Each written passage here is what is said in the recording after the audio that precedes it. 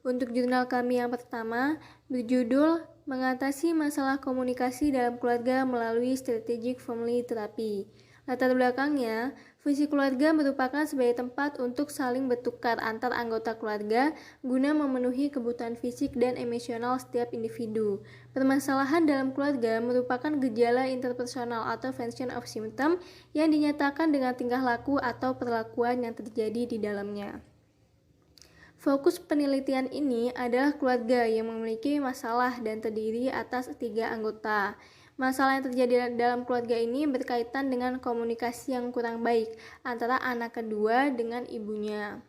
Permasalahan yang terjadi pada subjek karena adanya perubahan tahapan kehidupan atau family life cycle. Permasalahan ini tidak kunjung ada solusi, sehingga menjadi masalah antar anggota yang mengakibatkan pola komunikasi antar anggota keluarga. Dan salah satu upaya mengatasi persoalan antar anggota keluarga adalah dengan menggunakan strategic family therapy. Pada penelitian ini, metode yang digunakan adalah pendekatan kualitatif dengan metode riset tindakan atau action research. Kriteria subjeknya, ibu dan anak yang mengalami persoalan komunikasi dalam keluarga. Prosedur asesmennya, untuk mengumpulkan data subjek dilakukan dengan metode observasi dan wawancara. Prosedur intervensinya, terapis menggunakan strategic family therapy yang pelaksanaannya terdiri atas 6 tahapan dan dibagi menjadi 4 sesi. Dan setiap sesinya itu terdiri dari 60-90 menit. Sesi pertama meliputi social stage dan problem stage, sesi kedua interaction stage, sesi ketiga defining desired change, dan sesi terakhir ada ending interview dan direktif. Hasil dari strategic family therapy ini membuat hubungan komunikasi antara anggota keluarga menjadi lebih terbuka. Diskusinya, berdasarkan intervensi yang telah dilakukan, dihasilkan beberapa hal, terutama hal komunikasi antara keluarga yang membaik. Berhasilnya intervensi ini juga dikarenakan kepatuhan dan keaktifan keluarga dalam mengikuti rangkaian sesi.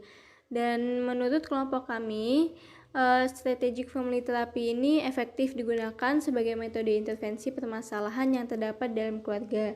Dikarenakan hasil dari intervensi yang telah dilakukan menunjukkan adanya perubahan yang baik. Selain itu juga metode ini memiliki tahapan yang terstruktur dan tidak membebankan subjek, meskipun waktu yang dibutuhkan untuk setiap sesinya lumayan panjang.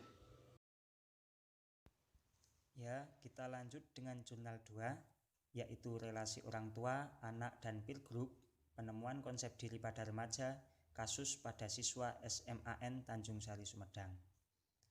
Latar belakang dari jurnal ini yaitu berkutat pada konsep diri remaja. Hal-hal seperti kepribadian dan konsep diri mulai dibentuk sejak dalam tahap anak-anak hingga remaja. Banyak teori yang menjelaskan tentang pentingnya membentuk tumbuh kembang anak, attachment theory. Pengetahuan tentang pola asuh orang tua terhadap anak adalah contohnya. Pada artikel ini, penulis hendak menyoroti tahapan remaja. Tahap remaja dapat disebut sebagai tahap persiapan karena dalam tahap remajalah individu mulai matang, mulai berani mengambil keputusan, mulai tidak ingin bergantung pada orang tuanya, dan mulai kenal dengan dunia yang tidak berkisar dengan rumah saja. Nah, kesiapan yang ada pada diri seorang remaja dalam menghadapi persoalan di lingkungan sosialnya merupakan hal yang penting dan perlu diperhatikan, baik itu oleh orang tuanya, guru yang bertugas di tempat remaja tersebut bersekolah, maupun lingkungan sosialnya. Pada artikel ini nanti dijelaskan tentang bagaimana relasi orang tua anak dan kelompok bermainnya atau peer group itu dapat berpengaruh untuk perkembangan seorang remaja mengaktualisasikan atau membentuk konsep dirinya dan bagaimana hal itu dapat mempengaruhinya dalam mengambil suatu keputusan. Metode yang digunakan dalam jurnal ini yaitu metode berbasis penelitian dengan menggunakan praktikum intervensi mikro. Nah, kenapa kok metode intervensi mikro? Karena subjek praktikum yang dipilih merupakan seorang individu. Kriteria subjek yaitu individu yang ingin mengembangkan dirinya melalui pendampingan. Kemudian prosedur asesmen yang digunakan yaitu menggunakan metode analisis, observasi, dan wawancara dalam pengumpulan datanya. Prosedur intervensi yang digunakan dalam jurnal ini yaitu intervensi dilakukan selama 7 kali pertemuan. Dengan tahapan, ada 5 tahap yaitu pengenalan, kontrak, asesmen, kegiatan bersama klien, dan evaluasi. Hasil yang didapatkan dalam jurnal ini yaitu kelompok teman sebaya memiliki pengaruh besar untuk suatu individu terlepas dari baik atau buruk pengaruhnya. Peer group dapat dimanfaatkan untuk mengubah perilaku klien. Diskusi yang bisa diambil dari sini yaitu berdasarkan intervensi yang telah dilakukan, dihasilkan beberapa di antaranya adanya perubahan sikap, namun masih tertutup apabila hal itu mengenai orang tua. Nah, teman sebaya merupakan tempat klien bisa mendapat ketenangan, sehingga perlu adanya intervensi lebih lanjut pada teman sebaya tersebut untuk meningkatkan kepercayaan diri klien. Komentar kelompok kami mengenai intervensi dalam jurnal ini yaitu penelitian ini sudah melakukan tahapan intervensi yang baik dan menghasilkan penemuan atau informasi baru dalam penggalian permasalahan subjek. Akan tetapi, dalam penelitian ini belum mencakup intervensi terhadap grupnya klien tadi yang seharusnya menjadi fokus dalam meningkatkan kepercayaan diri klien, serta memperbaiki relasi klien dengan orang tuanya, karena berdasarkan penelitian ini, teman grup itu sangat berpengaruh penting terhadap kehidupan klien, malah bukan orang tuanya. Untuk selanjutnya, ini ada jurnal ketiga dengan judul Solution Fokus Terapi untuk Memperbaiki Pola Komunikasi Ibu dan Anak. Jadi latar belakang dalam penelitian di jurnal ini, adanya interaksi dan komunikasi menjadi aspek penting dalam sebuah hubungan dan relasi dalam sebuah keluarga. Dalam keluarga, konflik antara orang tua dan anak-anak itu tidak bisa dihindarkan pada semua tahap perkembangan.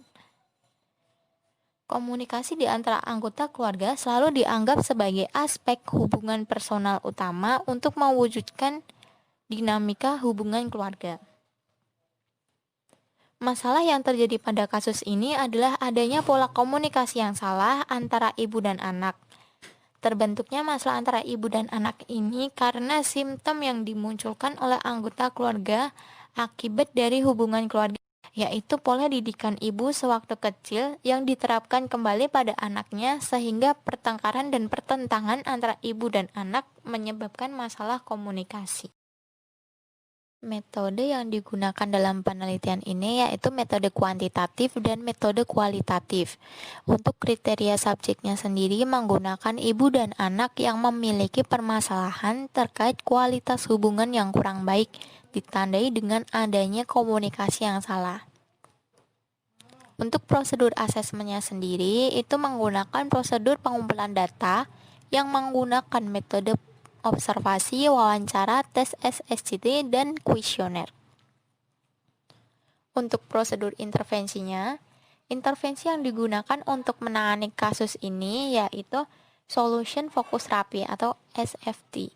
SFT merupakan terapi yang berfokus pada bagaimana memahami sebuah penyebab suatu masalah, memahami pola dalam masalah yang terjadi sehingga menemukan solusi atas permasalahan yang dialami. Untuk tahapannya sendiri itu yang pertama ada building rapport dan menumbuhkan kepercayaan pada setiap anggota keluarga dan memberikan gambaran akan terapi yang dilakukan dengan dihadirkannya ibu dan anak secara bersama-sama. Kegiatan ini bertujuan untuk memotivasi subjek agar bersedia mengikuti proses terapi hingga akhir sesi. Yang kedua yaitu penggalian masalah per anggota keluarga. Pada sesi ini, terapis berusaha menggali permasalahan pada anak yang berinisial D dengan menumbuhkan kepercayaan untuk mengutarakan permasalahannya. Yang ketiga, itu ada penggalian masalah pada ibu. Pada sesi ini, terapis menggali permasalahan dari sudut pandang ibu yang berinisial W. Yang keempat, ada komunikasi problem dan pemberian tugas. Pada sesi ini, mereka saling menyampaikan perasaan masing-masing.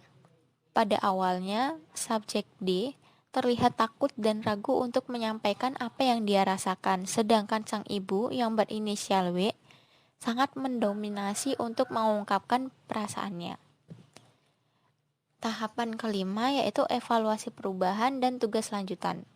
Pada sesi ini dilakukan evaluasi untuk melihat seberapa jauh mana solusi yang telah dilakukan oleh masing-masing anggota keluarga. Terapis mengevaluasi apakah solusi yang telah ditemukan dapat diterapkan untuk mengubah komunikasi yang terjalin antara anggota keluarga, serta melihat bagaimana kekurangan dan kelebihan masing-masing anggota keluarga dalam melaksanakan tugasnya. Yang keenam yaitu evaluasi perubahan. Pada sesi ini dilakukan evaluasi kembali apakah solusi yang telah diterapkan dapat diterapkan oleh anggota keluarga dan mengubah keadaan dalam keluarganya. Dalam penelitian ini mendapatkan hasil bahwa setelah menjalani rangkaian intervensi, terdapat perubahan berupa komunikasi positif antara ibu dan anak dan membuat mereka saling mengetahui pandangan masing-masing. Diskusinya yaitu intervensi yang dilakukan menunjukkan perubahan pola komunikasi positif yang berfokus pada solusi. Pada dasarnya, SFT berfokus pada solusi didasarkan pada asumsi untuk mengubah persepsi subjek mengenai masalahnya.